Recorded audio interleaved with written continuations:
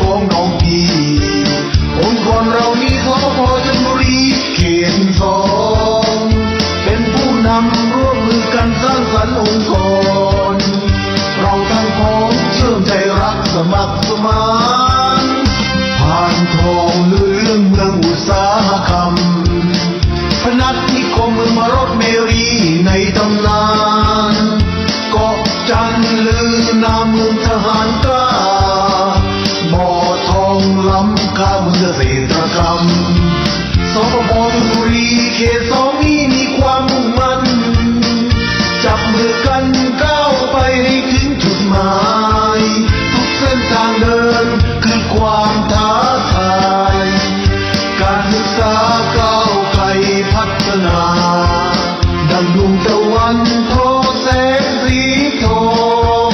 หอบฟ้าเรืองรองสว่างไปทั่วทุกถิ่นจากดวงใจทั่วทั้งธานินสมดังเจตตินจากถักทอให้เป็นพลังคือความมุ่งมั่นศรัทธาอันยิ่งใหญ่ให้เยาวชนได้ความรู้กู้ชีวิตนำวิชาพัฒนาแทนคุณแผ่นดินเก่งดีมีสุขมีคุณธรรมคืองานของเรา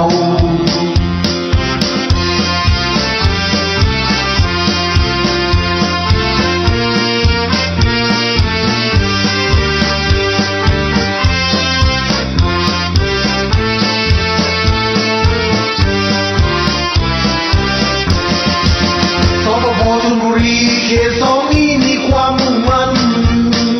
จับมือกันก้าวไปให้ถึงจุดหมายทุกเส้นทางเดินคือความท้าทายการศึกษาก้าวไกลพัฒนาดังดวงตะวันทอแสงสีทองหอบฟ้าเรืองรองสว่างไปทั่วทุกถิ่นจากดวงใจทั่วทั้งธานินสมดังเจตตินจากถักทอให้เป็นพลัง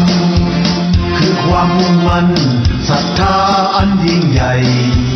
ให้เยาวชนได้ความรู้กู้ชีวิต